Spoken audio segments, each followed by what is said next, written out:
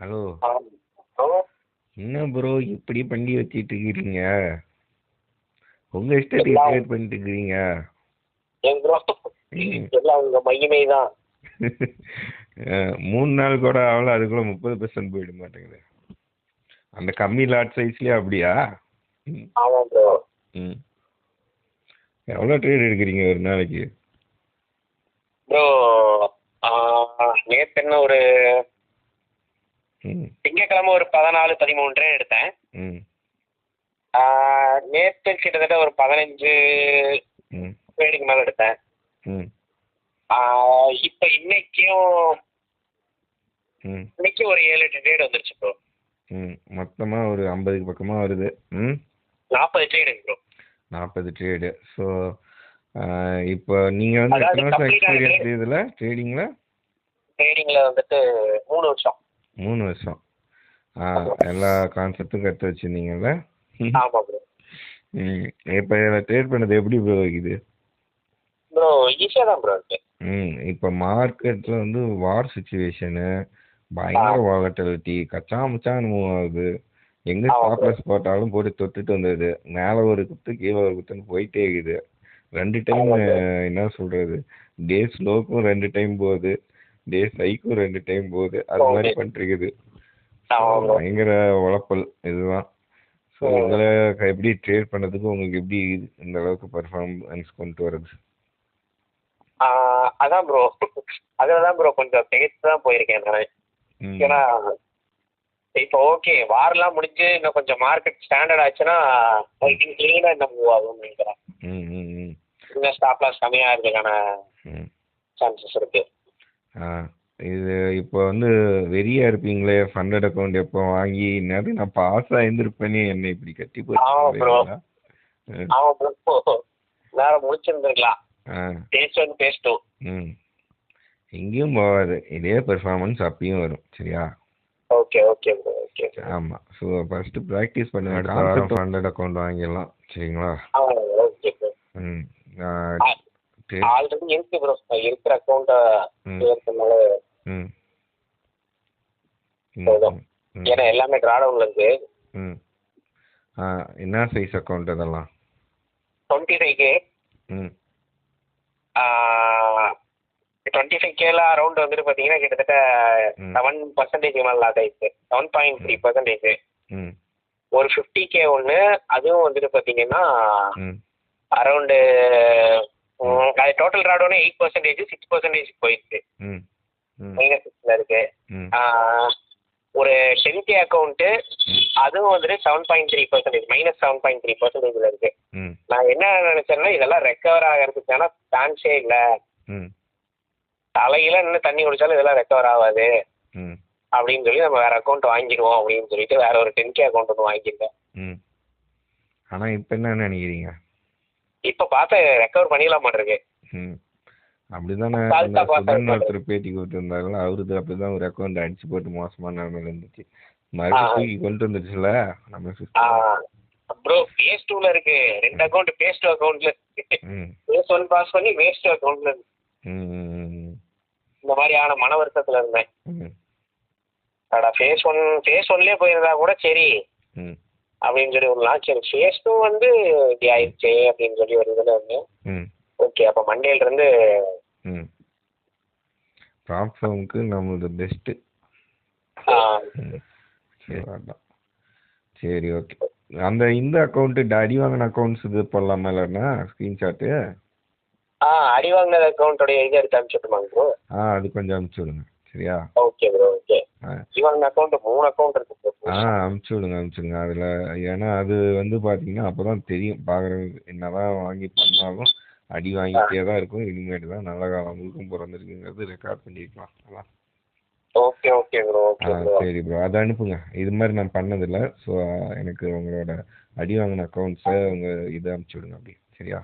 Okay bro. அதனுடைய ட்ராடவுன்ல இருந்து MT5ல இருந்து எடுக்காதீங்க, டேஷ்போர்ட்ல இருந்து எடுத்து அனுப்புங்க. நான் உங்க பேரை கொஞ்சம் மறைச்சிடுறேன். சரி? என்ன ப்ரோ வேற மாதிரி சுத்தி போயிட்டு இருக்கு. என்னது சொல்லுங்க. அப்படியே ரிவ்யூவா எடுத்துக்கிறதா இதை? ரிவ்யூவா இதை எடுக்கிறீங்களா இல்லை இன்னும் நிறைய இருக்கு. இப்போ ஒரு 11 ப்ராஃபிட் ஓடிட்டு இருக்கு. 11 ஸ்கிரிப்ட். இல்லை வீடியோ போடுறதுக்கு இல்லை, ரிவ்யூ ஏதாச்சும் நல்லா நீங்கள் தான் கொஞ்சம் நல்லா எனர்ஜெட்டிக்காக புது மாதிரி வார்த்தைங்கள்லாம் பேசுறீங்க. அப்படி ஆமாம், வந்து பார்த்தீங்கன்னா வார்த்தை வாங்குறதே கஷ்டமா இருக்கு. ரிசல்ட் என்னவா இருந்தாலும் அதான் வரும் உங்களுக்கு திரும்ப திரும்ப சூப்பராக. நான் கூட என்ன நினைச்சேன்னா ப்ரோ, நேற்று ஃபர்ஸ்ட் சரி அந்த ட்ரம்ப் சொன்ன நியூஸால தான் படப்படம் நல்லா டிபி அடிச்சுட்டு இருக்கு, சரி இன்னைக்கு நம்ம பார்ப்போம் என்ன நடக்குது அப்படின்னு சொல்லிட்டு ஒரு 11 ஸ்கிரிப்ட் ரன்னிங்ல இருக்கு. வேற மாதிரி போயிட்டு இருக்கு. கரண்ட்ல 11 ஸ்கிரிப்ட் ரன் ஆயிட்டு இருக்கு ப்ரோ. 11 ஸ்கிரிப்ட்ல ஒரே ஒரு ஸ்கிரிப்ட் மட்டும்தான் அது நான் கொஞ்சம் லேட்டா பிடிச்சிருக்கேன், அதனால அது ஒண்ணு மட்டும்தான் வந்துட்டு மைனஸ்ல காட்டுது. அதுவும் -$4. ஷேர் பண்ணுங்க. ஸ்கிரீன்ஷாட் எடுத்து அனுப்பிச்சு விடுறேன் ப்ரோ. அது மட்டும்தான் -$4. மற்றது எல்லாமே வந்துட்டு காசு பிச்சுட்டு போயிட்டு இருக்கு. ஓகே. அது போக நேத்து வந்துட்டு பாத்தீங்கன்னா 13 ட்ரேட்ல ஒரு ட்ரேடு மட்டும் தான் எஸ்எல். வேற லெவல். அந்த ஒரு எஸ்எல் வந்துட்டு நான் தான் வந்துட்டு அன்டைம்ல போட்டேன் சம்மந்தம் இல்லாம. நீங்க அந்த ஆஃப்டர் இந்த டைம் மேல எடுங்கன்னு சொன்னீங்கல்ல, நான் அது ஒண்ணு மட்டும் தான் வந்துட்டு ஏர்லியரா எடுத்துட்டேன். ஸோ அது ஒன்று மட்டும்தான் வந்துட்டு மைனஸில் க்ளோஸ் பண்ணியிருக்கேன் நேற்றதுல. மற்றபடி எல்லாமே ப்ராஃபிட் தான் ப்ரோ. உங்கள் எக்ஸ்பீரியன்ஸ் சொல்லுங்கள், நீங்கள் இதுக்கு முன்னாடி ட்ரேடிங்கில் என்ன பண்ணிட்டு இருந்தீங்க? இப்போ அதாவது என்னன்னா, இப்போ நார்மலாக நான் ஆல்ரெடி ஒரு 3 வருஷம் இருக்கேன் நம்ம மார்க்கெட்டில் தான் இருக்கேன். ஒரு நாளைக்கு 1 or 2% பார்த்தாவே பெரிய விஷயம். என்னென்ன கற்றுருக்கீங்க அதை சொல்லுங்கள். என்னென்ன கத்துக்கிட்டேன்னா சொல்லுங்க, அப்பதான் தெரியும் மக்கள். இருந்தது எல்லாத்தையும் கத்துக்கிட்டேன் bro. Price action, SMC, ICT, CRT, இது எல்லாமே பார்த்தாச்சு ப்ரோ. மென்டார்ஷிப்பும் போனீங்களா? எது ப்ரோ? மென்டார்ஷிப்பும் போனீங்களா? மென்டார்ஷிப் போனேன். மென்டார்ஷிப்பே கிட்டத்தட்ட ஒரு 10 மென்டார்ஷிப் கிட்ட போயிட்டேன். மார்க்கெட் மெக்கானிசத்துக்கு முன்னாடி கடைசியா நீங்க இதுதான் கதி அப்படின்னு சொல்லிட்டு இருந்த மெத்தடாலஜி என்னது? ஐசிடி, அதுல வந்துட்டு சிஆர்டி கம்பைன்டு, அதுதான் யூஸ் பண்ணிட்டு இருந்தீங்க. இப்போ வந்ததுக்கு அப்புறம் மற்றதை திரும்பி பார்ப்பீங்களா? வாய்ப்பே இல்லை. ஏன் என்ன ப்ரோ, ஒரு நாளைக்கு 8% ரிட்டர்ன் ப்ரோ.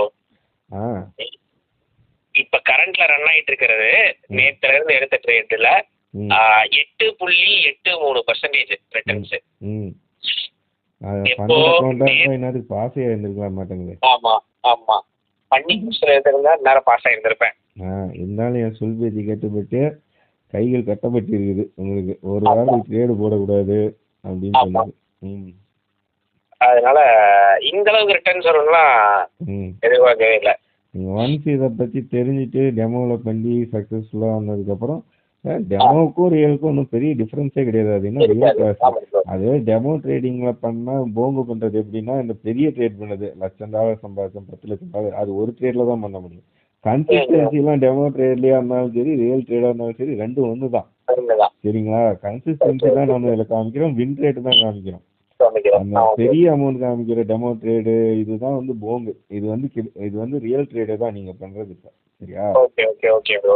நம்மளுக்கு தேவை உங்களோட சக்சஸ் ரேட் தெரிஞ்சு, உங்க மனசாட்சிக்கு அது புரிஞ்சு, இவ்வளவு நாள் இருந்த ட்ராமா, மனசுக்குள்ள இருக்க ட்ராமாலாம் போய் லாஸ் பண்ணிட்டு நிறைய பேத்துக்கு ட்ரேட் எடுக்கிறதுக்கே வராது, ஹோப்பே விட்டுருப்பாங்க லைஃப்ல.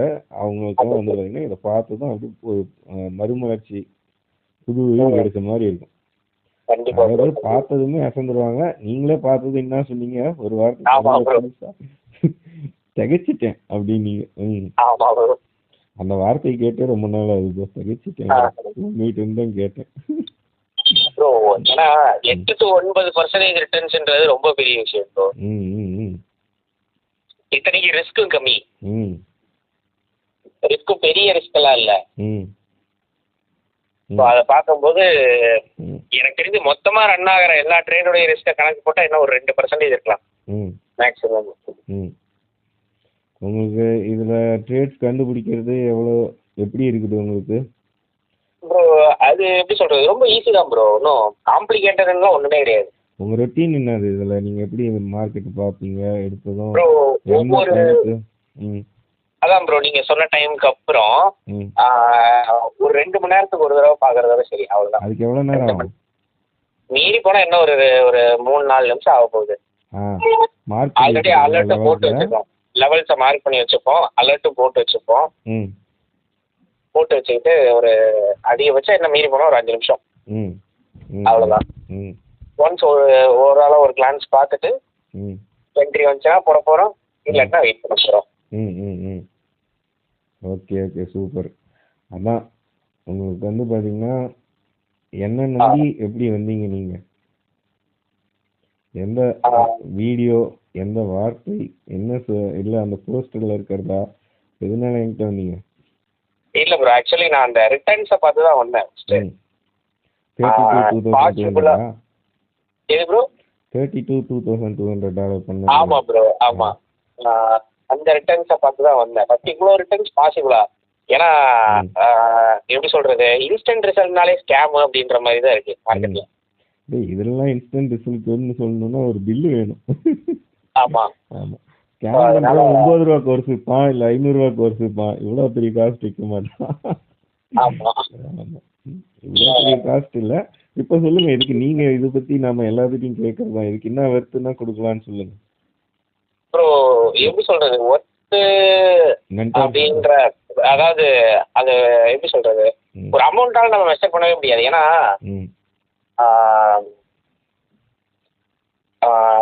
அது எப்படி சொல்கிறது, ஏன்னா இதை வச்சு நம்ம லைஃப் லாங் ட்ராவல் பண்ண போகிறோம். ஸோ அதனால் இது இவ்வளோ அப்படின்னு தான் நம்ம வந்துட்டு அதை ஃபிக்ஸ் பண்ணவே முடியாது. அப்போ கண்டிப்பா இது இந்த கோர்ஸ் வந்து பாத்தீங்கன்னா ஒரு கம்மி ரேட்டுக்கு தான் கொடுத்துட்டு இருக்கோம்ல. ரொம்ப ஆமா, இல்ல பேர் மினிமம் தான். பேர் மினிமம்லயும் வந்துட்டு யாரும் வந்துட்டு இந்த மார்க் பேமெண்ட்டுக்குலாம் ஒத்துக்க மாட்டாங்க. அது என்கிட்ட விஷயம் சாலிடா இருக்கிறதுனால நான் வந்து பில்லா வந்து தரேன். ஏன்னா நீங்க என்கிட்ட சொன்னீங்க என்னன்னா, இப்போ என் அமௌண்ட் கம்மியா தான் இருந்துச்சு. அப்போ நீங்க வந்துட்டு ஜாயின் பண்ணுங்க, ஜாயின் பண்ணிட்டு வந்துட்டு கழிச்சு கூட கொடுங்க, ஒன்றும் பிரச்சனை இல்லை அப்படின்னு. நான் அதையுமே 2ஆ பிரிச்சு தரேன்னு சொல்லி தான். அதுவுமே பிடிச்சிருந்துச்சு. ஆமாம், இது ஆக்சுவலாக வந்து பார்த்தீங்கன்னா நீங்கள் ப்ராக்டிஸ் பண்ணி ரெடி ஆகிறதுக்கு 1 month ஆகிடும். ஸோ கரெக்டாக வந்துட்டீங்க, ஏதோ டைவர்ட் ஆகி என்ன மறந்து போயிட்டீங்கன்னு வச்சுக்கோங்க. அதனால வந்து பார்த்தீங்கன்னா எடுத்து ஸ்டார்ட் பண்ணி இப்போ 2 கிளாஸ் முடிச்சாச்சு. இன்னும் உங்களுக்கு கிளாஸஸ் இருக்குது, இன்னும் இதை ஃபைன் டியூன் பண்ண போகிறோம். ஓகே, அதுக்கு முன்னாடியே இப்படி இருக்கும் உங்களுக்கு. அது வந்ததுக்கப்புறமேட்டு ரிசல்ட் இதே மாதிரி தான் இருக்கும். அதில் வந்து சில நுணுக்கங்கள் சூட்சமங்கள் இன்னும் பெட்டராக எப்படி பண்ணலாம், இன்னும் பெட்டராக எப்படி பண்ணலாங்கிற விஷயம்லாம் இன்னும் இருக்குது உங்களுக்கு. ஃபர்ஸ்ட் ரவுண்ட் இப்போ தானே முடிஞ்சிருக்கு, இதில் ப்ராக்டிக்கல் பண்ணி முடிங்க, உங்களுக்கு தெரியும். சொல்லுங்கள், அப்புறம் வேறு என்ன விஷயம் இதில் உங்களுக்கு பிடிச்சிருக்குது? ப்ரோ அப்ரோச்சே வித்தியாசமாக இருக்குது. அதாவது எப்படின்னா, இப்போ நான் அதாவது நம்ம ஏற்கனவே பேசும்போது சொன்ன ஒரு ப்ரைஸ் ஆக்ஷன் எடுத்துக்கிட்டோம்னா, என்னுடைய ட்ரெண்ட் லைன் ஒரு மாதிரி இருக்கும், உங்களுடைய ட்ரெண்ட் லைன் ஒரு மாதிரி இருக்கும். என்னுடைய சப்போர்ட் அண்ட் ரெசிஸ்டன்ஸ் ஒரு மாதிரி இருக்கும், உங்களுடைய சப்போர்ட் அண்ட் ரெசிஸ்டன்ஸ் ஒரு மாதிரி இருக்கும். ஒரு எஸ்எம்சி எடுத்துக்கிட்டா நான் ஒரு பக்கம் லிக்விடிட்டி கிராப் பண்ணதை மார்க் பண்ணுவேன், நீங்க ஒரு பக்கம் மார்க் பண்ணுவீங்க. பட் இதுல வந்துட்டு அப்படி இல்லை. காமனா எல்லாரும் ஒரே இடத்துல தான் என்ட்ரி எடுக்க போறோம். அதாவது இது ஒரு மெக்கானிக்கல் ஸ்ட்ராட்டஜி, மெக்கானிக்கலா மார்க்கெட் அப்ரோச் பண்றது. இந்த மெக்கானிக்கலா அப்ரோச் பண்ணும்போது என்னன்னா சைக்காலஜி வந்துட்டு அடி வாங்காது. அதே மாதிரி பாத்தீங்கன்னா இதுல மார்க்கெட் மெக்கானிசம் பேர் வச்சதுக்கு வந்து பாத்தீங்கன்னா நீங்களுமே இதை பத்தி சொல்லலாம். ஏன்னா நீங்களும் மொபைல் இதுதானே. இதோட மெத்தடும் பாத்தீங்கன்னா இதுக்கு ஒரு விஷுவலா ஒரு உருவம் கொடுத்துருக்கிறதுனால அது வந்து பாத்தீங்கன்னா உங்களுக்கு ஆப்ரேட் ஆகுறது எப்படிங்கிறது தெரியும். ஒரு மெக்கானிக்கலா மார்க்கெட் எப்படி ஒர்க் ஆகுதுங்கிறது உங்களுக்கு தெரியும். ஆமா ப்ரோ, ஆமா. அது அந்த நேம்னால தான் வச்சதே அது பேர் மார்க்கெட் மெக்கானிசம்னு சொல்லிட்டு. Okay okay. அதுவும் 1 minute சார்ட்ல எல்லாம் போட்டு காமிக்குள்ளே உங்களுக்கு வந்து சமயா தெரிஞ்சிருக்கும் நல்லாவே. ஆமா ப்ரோ. எஸ், சொல்லுங்க அப்புறம் வேற.